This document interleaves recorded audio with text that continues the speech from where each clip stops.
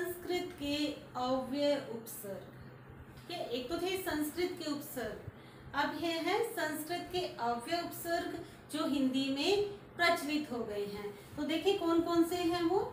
सबसे पहले अंतर, एक उपसर्ग है अंतर। अंतर अर्थात इसका अर्थ क्या होता है, मैंने आपको बताया था कि याद रखना है मध्य या भीतर। तो एग्जाम्पल देखिए, अंतर्धान, अंतरात्मा। ठीक है, अब ये इसमें कौन सी संधि है, विसर्ग संधि है। अंत है प्लस धान, विसर्ग बदलेगा र में और र इसके ऊपर चला जाएगा, ये हो जाएगा अंतर्धान। इसे देखिए, अंतः प्लस आत्मा, विसर्ग बदलेगा र में, र के साथ आ की मात्रा जुड़ जाएगी, क्या बन जाएगा, अंतरात्मा। ये शब्द शुद्धि में बच्चे अक्सर गलत करके आते हैं, अशुद्ध हो जाता है, बच्चों से पता नहीं चलता। इसलिए ध्यान रखना है कि र अंतरात्मा ऐसे नहीं करना है, बच्चे करके आते हैं ऐसे अंतरात्मा, तो ये हो जाएगा रॉन्ग। ठीक है, इसमें र पूरा आएगा, अंतर आत्मा।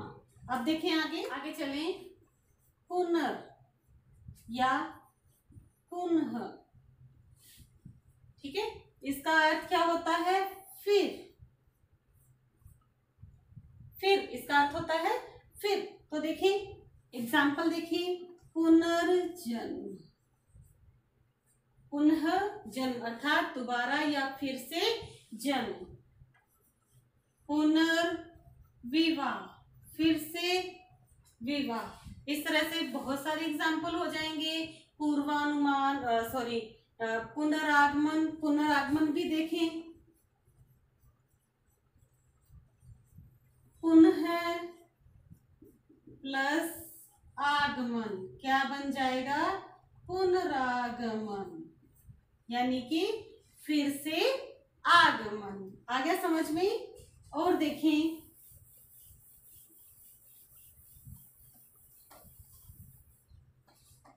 आगे चले, प्राक। अब है प्राक। प्राक का मतलब होता है पहले का, प्राक का मतलब होता है पहले का। तो देखें उदाहरण देखें, प्राक कथन अर्थात पहले का कथन। और देखें प्रागैतिहासिक, सुना होगा सब बच्चों ने नाम प्रागैतिहासिक। क्या हो जाएगा इसका संधि विच्छेद, प्राक प्लस ऐतिहासिक अर्थात पहले का इतिहास, यानी कि पहले का इतिहास क्या हो जाएगा, प्रागैतिहास। आगे देखें,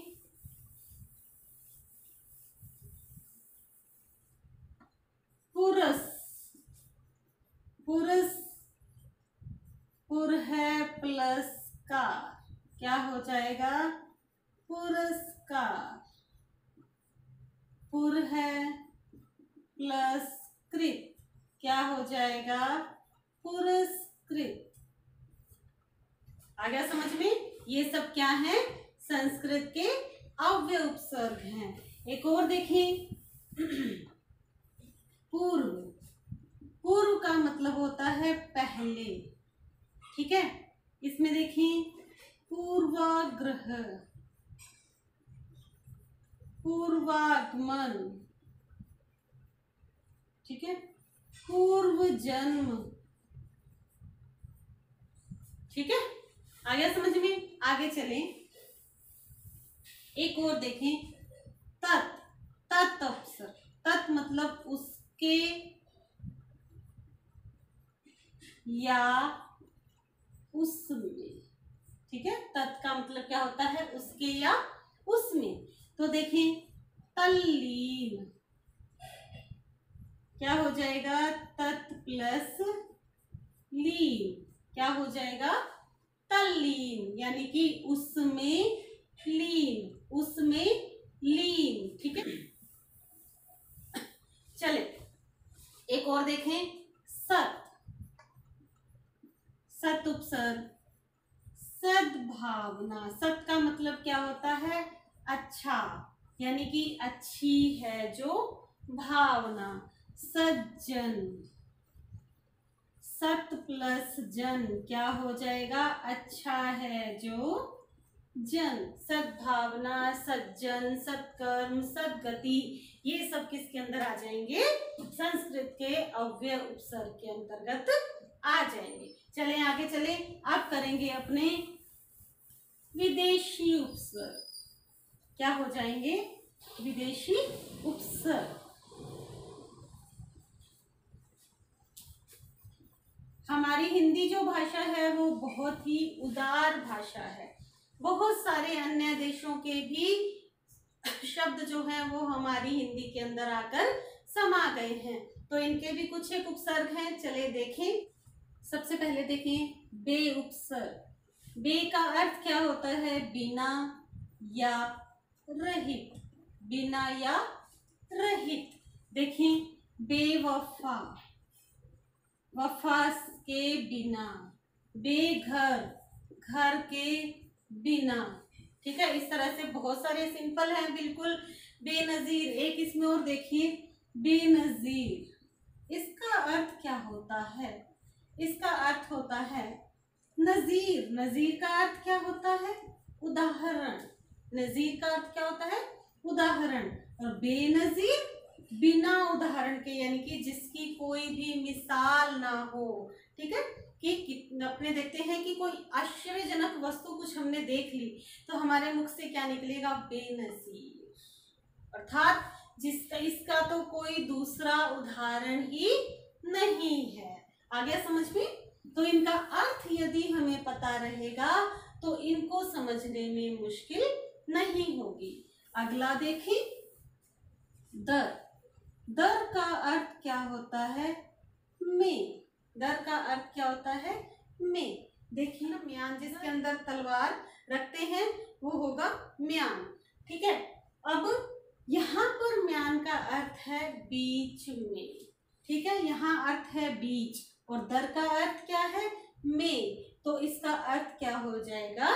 बीच में, यानी कि तेरे मेरे दरमियान, अर्थात तेरे मेरे बीच में। आगे चलें, दरअसल, अर्थात असल में। दरअसल बात ये हुई थी, अपनी याद है, दरअसल बात ये हुई थी कि, अर्थात असल में बात ये हुई थी। आ गया समझ में? आगे चलें, अगला है बा। बा इज्जत। बा अर्थात, बा का अर्थ होता है सहित। अब ये ज्यादातर बच्चे ध्यान नहीं रखते हैं कि इनका अर्थ क्या है। अर्थ पता चलते ही हमें शब्द को समझना क्या हो जाता है? आसान हो जाता है। तो उदाहरण देखिए, बा इज्जत, बा अदब, बा मुलाइजा होशियार, बोलते हैं ना। तो ये सब अगर इनका अर्थ हमें पता होगा तो हमें इनका समझ में आ जाएगा। और देखिए ला। ला का अर्थ होता है परे या बिना। ठीक है, ला इलाज, यानी कि जिसका कोई इलाज नहीं है, इलाज से परे। और देखिए लावारिस, बिना वारिस के। ला का अर्थ क्या होता है? बिना वारिस के, परे या बिना। और देखिए उपसर्ग खुश उपसर्ग। सिंपल है ये तो, खुश नसीब। खुश का अर्थ होता है अच्छा, अच्छा है जिसका नसीब। खुशबू, देखिए खुशबू, अच्छी है जो बू। ठीक है, अच्छी है जो बू। और देखें इसी से मिलता जुलता, इसी का विलोम शब्द बद।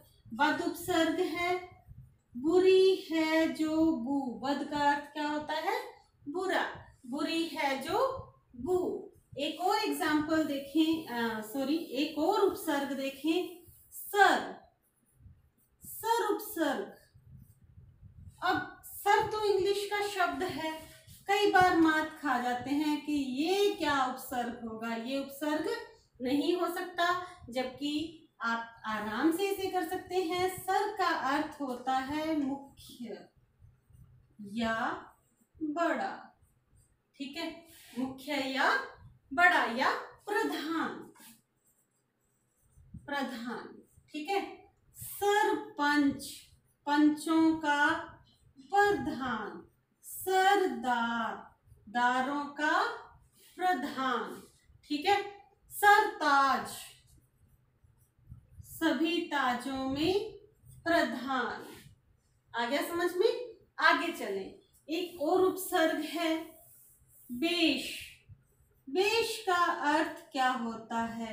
सबसे पहले तो हमें ये पता होना चाहिए कि बेश का अर्थ क्या होता है। बेश का अर्थ होता है अधिक, ठीक है।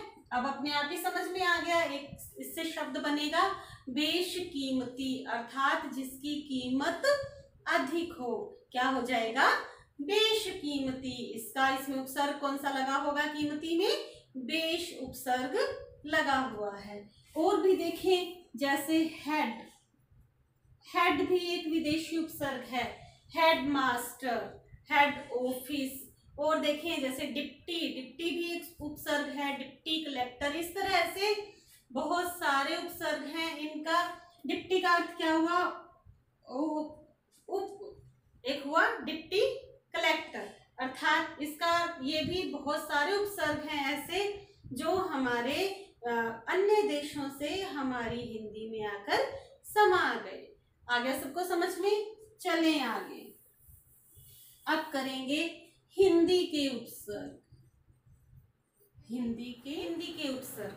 हिंदी के उपसर्ग में कौन से उपसर्ग आएंगे? ये आपको हिंदी और संस्कृत के उपसर्ग क्या होंगे? दिखने में एक समान होंगे, आपको उनका अंतर पता होना चाहिए। तो सबसे पहले मैं इन दोनों का अंतर बता दूं। संस्कृत में कौन से उपसर्ग होंगे? तत्सम। और हिंदी में तद्भव। इन दोनों में अंतर आपको पता होना चाहिए। क्या अंतर है? तत्सम, तत्सम का अर्थ क्या होता है? तत् प्लस सम, अर्थात तत् का मतलब अभी अभी मैंने बताया उसके समान, यानी कि संस्कृत के समान। संस्कृत के शब्द ज्यों की त्यों प्रयोग हो जाते हैं वे कहलाते हैं तत्सम। तो उनसे बने उपसर्ग भी क्या कहलाएंगे? तत्सम, ठीक है। तद्भव, अर्थ क्या हुआ? तत् प्लस भव, अर्थात उससे उत्पन्न, अर्थात संस्कृत से उत्पन्न, यानी कि थोड़ा बहुत विकार होकर वो किसमें प्रयोग किए जाने लगे? हिंदी में। तो इन दोनों में अंतर आपको समझना है, तो मैं साथ साथ में बताती जाऊंगी आपको। तो देखिए, सबसे पहले अ उपसर्ग। संस्कृत के अव्यय उपसर्ग में भी है अ उपसर्ग, तो हिंदी में ये क्या आ जाएगा? इसका अर्थ होगा जैसे अकाज, है ना, बिना काज के। अपच, अजान, बिना जान के। अ का मतलब क्या होता है? बिना या अभाव, बिना या अभाव। तो संस्कृत के अव्यय उपसर्ग में भी अ उपसर्ग है, जिसका अर्थ क्या होता है? अगम्य, अर्थ अर्थात सॉरी उपसर्ग। देखें अगम्य, इसमें ये तत्सम शब्द आएंगे। इसमें सारे शब्द कौन से आएंगे? तत्सम शब्द आएंगे। अज्ञान, अजन्मा, अथाह, ये सारे किसमें आ जाएंगे? संस्कृत के तत्सम। तो ये कौन सा है? संस्कृत का अव्यय, और ये है हिंदी का। यदि आपसे पूछ लिया जाए कि हिंदी के अ उपसर्ग से शब्द बनाइए, तो आपको इसमें से बनाने पड़ेंगे, ठीक है। ये अंतर आपको ध्यान रखना है। और देखें उपसर्ग, दूसरा उपसर्ग देखें अन, अन उपसर्ग। अनजान, अनचाहा, ठीक है। इसमें सिंपल तद्भव शब्द आ जाएंगे, अनदेखा, ठीक है, अनमोल, ये सारे किस में आएंगे, इसमें आएंगे। और ये किससे निकला है, ये संस्कृत के अन उपसर्ग से निकला है। तो इसमें कौन कौन से आ जाएंगे, अनंत, यानी अन प्लस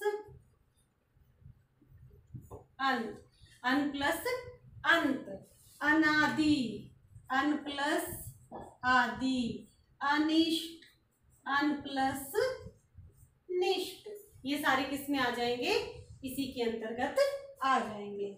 और देखें अध, अध हिंदी का उपसर्ग है। अध का अर्थ होता है आधा, ठीक है। एक संस्कृत का उपसर्ग देखा आपने, पढ़ा होगा पहले वाली वीडियो में, अध, अध का अर्थ होता है नीचे, ठीक है। ये इसी से ही निकला है, अध अर्थात अध कचरा, अध जला, अध पका, अध गला, ये सारे किस में आ जाएंगे, इसी के अंतर्गत आ जाएंगे, ठीक है। इसमें कौन कौन से आ जाएंगे, अधोगामी, अध प्लस गामी, अधोगति, अध प्लस गति, क्या हो जाएगा, अधोगति, नीचे हो रही है जिसकी गति, अधोगति। आ गया समझ में। हिंदी का ऊन, ऊन ज्यादातर पता नहीं चलता है कि ऊन का अर्थ क्या है। ऊन का अर्थ पता चलते ही आपको तुरंत शब्दों का अर्थ पता चल जाएगा। देखें, ऊन का अर्थ है एक कम, ठीक है, पता चल गया। 19, क्या अर्थ हुआ, एक कम 20। और देखें 29, एक कम, आ गया समझ में, 49, एक कम 50। तो ये आपको ध्यान रखना है। और देखें अगला उपसर्ग हिंदी का पर, पर उपसर्ग, पर का अर्थ होता है मुख्य, दूसरा या बड़ा, ठीक है। पर उपसर्ग, हिंदी के उपसर्ग लेने हैं अपनों ने, परजीवी, परहित, परकोटा, परनाना, परदादा, परपोता, ये सारे इसके अंतर्गत आ जाएंगे। तो पर उपसर्ग संस्कृत का उपसर्ग भी है, संस्कृत का उपसर्ग है तो इसका अर्थ भी क्या होगा, दूसरा या अन्य। यहाँ इसका अर्थ होगा दूसरा या अन्य।